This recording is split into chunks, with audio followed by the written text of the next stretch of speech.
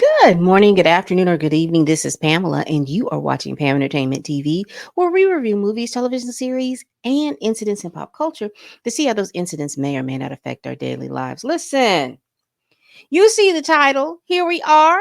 We are on Bel Air Season 3, Episode 8, entitled Give Gimmie a Break. So we're going to do a recap. But before we do that recap, let's do a little housekeeping. If you want to support the channel, and it's free, just hit that like button right down there with the little like button, thumbs up button. Also subscribe. And once you subscribe, you'll be open to a plethora of television shows and movies that I have reviewed. Also, you will find my pop culture chats, celebrity news, and all those different things. So peruse the channel, peruse the channel. Also, please share this video. Please share this video on your social medias. That will definitely be of assistance. If you want to support this channel monetarily, my Cash App is running down the bottom. Also, memberships are available. All right, let's get into this. So, what I want to do, just go over, we're just going to try to go over person by person, and some things will overlap. Again, I want you to go watch the show. My overall opinion of this show, just like my overall opinion of episode 7, that these were the two better issues. These were the two better shows. We started to see the characters expose themselves, because you saw that I did the video of the last episode, and it was entitled Black Lotus, and we looked at the definition of Lotus, and the perseverance, the resilience, the transformative things going on, and we're starting to see that continue in this episode. So I want to talk about Lisa first. Lisa is going through some things, and we're finding out as the summer goes on is that there is a lot of stuff that has been put on Lisa's shoulders that should not be on Lisa's shoulders. Going into, and I don't know if they are in their junior year, going into their senior year. I don't really know where they are as far as their education. I'm assuming that they were sophomores. Now they're going into junior, being a junior. And then, maybe we'll stick in this junior year for next year. We'll stick in this junior year, and then we'll get into their senior year. I'm not really sure. But Lisa has a lot of stuff going on. Now, we know that when we first was introduced to Lisa, Lisa's mother had passed away. And Aunt Viv is her godmother. Aunt Viv is making sure that Lisa is okay. We also understand that Lisa's father, he ran for DA and he won, but Lisa's father also got remarried. And when we were introduced to Lisa's stepmother was pregnant, and she has then had the baby. Now, what's going on with Lisa? We've got Lisa, she's working for the summer. She's working. Number two, she is trying to make the swim team and win state champions in the swim team. And number three, what we find out is that now she is being the quasi a mom. And how that, if you are a Gen Xer, that resonates with you. That resonates with you because you're having to be the surrogate mother for a child. Now what's going on here is the fact that Aunt Viv is picking up on the fact that the moms could have postpartum depression. And the dad is not really paying attention to that, simply because he's got a high demanding job. He's got to put people away. He's got to do all the things that a district attorney for the county of LA has to do. That's his job. No one is telling him that. But that in turn is putting a lot of pressure on the helper to be now the quasi permanent mom. So the little brother is looking up to her to be the mom. The little brother is looking up to her for all the needs that the mom is supposed to be looking to her for. And it's putting a lot of pressure on Lisa, and to the point where Lisa had to ask Aunt Viv to talk to her father about that. And we'll go over that a little later. So I just want to show where Lisa is. She's got a lot of stuff that's going on that we are now seeing in the 8th episode. She's got a lot of stuff that's going on. Now let's get to Will and Carlton. Now, I had to rewatch this episode because shout out to Amber. Amber is one of my followers that engages me real well down in the comments. because when I watched this episode the first time, she had said that Will wasn't there, but I watched it again, and Carlton did say, uh, you shouldn't have been there. Now, I can't fathom whether he means you shouldn't have been at the meeting or you shouldn't have been at the work site, because Will still has this mask. Now, if you don't know what I'm talking about, like I said, I'm just really doing the recap. So last episode we saw that groups of people that were at the meeting went to go and vandalize the construction site, and they went to go vandalize the construction site, and everybody was okay with and cool with breaking windows and doing all those other stuff, but no one was cool with arson. And so the guy that was there, he committed arson. Now, I did say that there were cameras and stuff going on there, and we will find out later in this episode that that rang true. But I do want to just go over the fact that Will, again, you remember I said last episode, Will aggravates me because he does not mind the business that pays him. He's got a whole thing going on with Black Says, and he's not paying any attention to that. He is worrying about what's going over here with the grown folks and in the community and stuff like that. Now, I do understand that his brand is about bringing money back to the thing, but y'all need to, brand can't do anything if it's not making any money. So if you're not selling t-shirts, if you're not selling merch, if you're not doing any of those things, if you're not making yourself a good social media mogul, the brand is not going to, is dead in the water, because it depends on how people perceive you, and to perceive that what you're talking about is something that they want to buy into. That's the only way that that brand is going to work. And he's not minding the business that pays him. He's supposed to be rehearsing for the investors, but he's out here running around here behind Jazz. And the thing that I really want to stress, and one of the things that I really want to stress, and one of the things that I do want to understand, Jazz is a grown man. Now, Jazz gets me that him and Hillary are around the same age. Hillary is a grown woman. They're all working and doing the things that they need to do to matriculate through the world. Jazz tried to tell Will, listen, I appreciate what you do for me, but the loss doesn't make it any better. And so Jazz has to go through the things that he needs to go through. Carlton made a very good point. It's not your fault, Will, that Jazz didn't keep up with his taxes, because he's not dealing with a new tax bill. He's dealing with taxes that haven't been paid over a series of years. Now, whether it is that he couldn't pay the taxes or whatever, but they're talking about taxes, and I'm quite sure those taxes are high. They're living in Los Angeles. I'm a question, but I don't want to go too far on the tangent. Will is not minding the business that pays him, and he's calling Jazz on the phone. You need to call me. You need to tell me what's going on, because he had a meeting with the DA and all of them people talk like, so he's calling back. He's so stupid not to understand and know you're calling Jazz's phone. Do you not think that the people are going to be looking at Jazz's phone? Why are you calling Jazz's phone?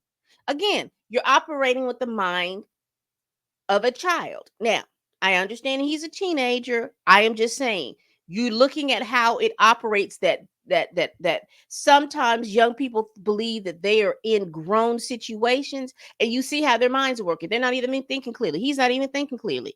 He should have sat down with his uncle, who's an attorney, and talked to him. Hey, this, and this happened. What do we need to do? His uncle wasn't going to say anything, because, again, you'd have paid him $5. Now he's your attorney. He's not going to say anything. But you're so busy thinking that you have the ability to control everything around you. You don't have every ability to. And so that's the problem that I have with Will. Now, Will and Carlton talked and everything like that. And he told Carlton what happened. And Carlton gave him an ultimatum. You either tell Uncle Phil, or I'll tell him. So now he's dealing with that kind of stuff. And again, that has everything to do with Will being where he does not need to be. So let's piggyback and let's go over here to, who do we want to talk about? Uncle Phil and the construction guy, they separated because they had a meeting with the investors, and with all the protesting and stuff like that, the investors want to pull out. So now they want to renegotiate the terms about what's going on with this investment, and that means that they're pulling some money back. They're taking more cost in the stuff that they're doing. So uh Uncle Phil wants to fight that. The construction guy doesn't. And so he's like, I want to be able to handle this business. I want to do this business. If these are the terms that they're having, because you were my lawyer and you were supposed to handle it. Diplomacy didn't work and I've lost out on some stuff. So Uncle Phil dropped him as a client. So they're no longer a client. So let's just get into the meat and potatoes of the whole situation. We have uh Carlton and Will coming in front of the investors. They're almost up to come up in front of the investors. And so Lisa is keeps paging Will. And into the point that Carlton is aggravated. So Carlton takes the phone and says, Dog, would you put it on silent? And then when he looks at the phone, he sees a message from Lisa saying something about Amira. What are we going to do about Amira? Baby, that just roused Carlton up. What are you talking about? Why are you talking about Amira? What's going on? And so he ended up telling Carlton that Lisa found drugs in Amira's purse, and that they were trying, and he was like, well, why didn't you tell me? He says, that's why we were communicating, because we were trying to find a way to tell, because you're basically spazzing out like nobody wants to be able to help you with this relationship and all this other stuff. And he's like, well, we need to deal with the investors. And Carlton has anxiety issues. He can only think about one thing at a time. They get up there, he doesn't come out to talk with the investors. And again, Will not minding the business that pays him, he's unprepared. And with him being unprepared, he's flubbing. I mean, you could tell how unprepared he was, because he pulled out, don't push me because I'm close to the edge. I'm trying not to lose my head. Baby, you done went back to the 80s with your But Carlton gets it up. Carlton, sucks it up. He comes out, and then it looks beautiful, because it looks like Will was meant to come out there and show his awkwardness and stuff like that, and show that, hey, I'm from the hood. Carlton is not. There are two people that they're coming together. They did a beautiful job. I think they did a great job. I think that they're going to get a couple of investors. I really do believe that they're going to get a couple of investors. But baby, after that, also, let's talk about Lisa just for a moment. Uh, she asked Viv to go talk to her father. Viv honors that, goes talk to the father. The DA is very defensive, and he doesn't want to hear it. And he made the little statement to Viv, you need to be watching out for your own family. Now, I don't know if Aunt Viv picked up what he was putting down, but I clearly think that what has happened is what we find out later is that they arrested Jazz. And because they arrested Jazz, Dum Will, with all those telephone calls, they've read those calls and they've heard those calls and done all that other stuff. But he did not take the stuff that she was talking about. So there's going to be some consequences. It is going to be some consequences, and I believe it's going to fall back on Lisa. But let's get to Rehab Bay. Uh, Rehab Bay confronts Lisa because Lisa has told Will, because apparently, I wanted to go back. Amira wanted to confront Will about something. I can't remember if it was about Carlton. I can't remember if it was about Lisa. And Will is looking at her kind of funny, and then you know how she feels like she gets all hoity. And she wants to say, see, that's just like you. You run away from stuff. And he turned around and he basically told her, you don't get to do that. You don't get to stand before me and try to talk down on me when you sitting up here with the booger sugar in your purse. So then that upsets her. So she runs to Lisa. I thought we were friends. And and Lisa was like, no, you look, we got to tell Carlton. And I wasn't going to have all this heavy stuff on me. So I told Will. And Will hasn't told Carlton yet, but she gets all upset and she says, but you're going to have to tell him. And she doesn't want to do that. And again, you remember I told you last, because I'm surprised she didn't do it with Will, but maybe she didn't because she knew that Carlton probably talked with Will. But I'm surprised she didn't say, well, today is the anniversary of my sister's death. I'm surprised she didn't pull that mess over with Will. But again, she probably thought about it because of the fact that Carlton may have told him Will that already. But then we get to Amira, and then Amira starts to spiral. She starts to take some drugs, and she's so high she don't know where she's going, and she falls in the damn pool. Carlton is so worried after they do their investor spiel. He's looking for Lisa. Everybody is looking for, not Lisa. Everyone is looking for a mirror. Everybody's trying to find a mirror. And then somehow, some way, he remembers that they shared each other's location. Finds out that she's at the country club. They find her floating in the water. Um, they call 911, and that's basically where it ends. But we also learn at the end that Jazz has been arrested.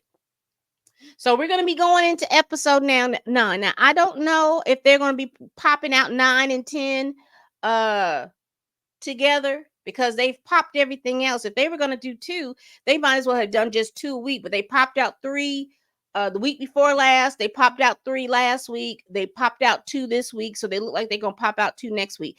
They had the ability to string this on. uh if they wanted to do 2 episodes. I hate that they dropped all these episodes at the same time, because it's just really too much in regards of trying to discuss the show episode by episode and really glean a lot of information from it. But it is what it is. We're gonna keep up as best we can. What do y'all think about this episode? Do you think I just got a little quick thing in this. Lisa, she's talking with Aunt Viv about that relationship. That's oh, and this is where Vic, I think that's his name, Quincy, I think his name. He's having the young people come together to try to shake off the nerves, and that's when the he invites, there she is. She's a WWE wrestler. So she's there. They have a good time. Just a couple of little tidbits. She goes over some things with them. I like her hair. I don't know what it is about that, like a little pony, that nice little ponytail. I like a good ponytail, even if it's exaggerated. I like a good ponytail. But what do y'all think about this episode? Do you all think what are y'all predictions for the next episode? What do you think Will is going to tell Uncle Phil? What is Uncle Phil going to do for business? Because all of his clients are basically gone. He's got this one big client, and now that big client is gone. What do you think Uncle Phil is going to do? Because you've got this big old Bel Air mansion. How y'all going to be paying for this big old Bel Air mansion? I know Aunt Viv has a job, but I don't know if she's making enough money that they're gonna be paying for that big old mansion. Hopefully they paid 3/4 of it. Hopefully they done paid most of it off. So they have at least that asset going on. I know Uncle Phil has other investments and things like that. So I don't really think that as a collective they're hurting for money, but you can't run an agency if you don't have no clients. And that's just real deal Holyfield. So I wonder what he's going to do. All right, y'all leave that down in the comments. Again, please like this video, share this video if you care. Please tell a friend, tell a kin, tell a coworker, tell that heifer that you can't stand that I'm over here making them videos. And again, leave it down in the comments. What do you think? What are your predictions for the next 2 episodes? Because that's how I feel that they're gonna drop them. Do you think Jazz is gonna go to jail, or is Jazz going to rat out the guy who actually did it? Do you think that Jazz is going to lose his shop? What do y'all think that's going to go on? Y'all let me know down in the comments. Oh, I've been hollering and screaming. Let me hold up, pull back, rewind. I've been hollering and screaming about Ashley, Ashley, Ashley. Did y'all see the interaction Ashley had with her dad? Baby, I was scared for her. I thought Uncle Phil was going to pick her up, sit her on that countertop, because he asked her who she was talking to, because she was real mouthy. And now we're starting to see Eli is having some feelings for Ashley. He liked himself some Ashley. And they know that Ashley was, because Uncle Phil said, well, she was liking girls last time. Now she's liking boys. I don't understand. I can't keep up, because he talked to her about her short skirt. And she was like, well, I don't dress for your comfort. I was like, oh, girl, baby, you need to duck. You need to duck. You need to duck. Because I thought Uncle Phil was about to swing. And Eli gonna call. Oh, hi, Phil. Baby, these kids, these kids. But I'm happy to see Ashley in whatever iteration or form that she is, because we need to have a good insight on this generation. And I'm so glad we see Ashley. But again, we do this every week. Please like, comment, and subscribe. Please share this video if you care. Please tell a friend, tell a kin, tell a coworker, tell that heifer that you can't stand that I'm over here making these videos, child. And as always, people, bye bye.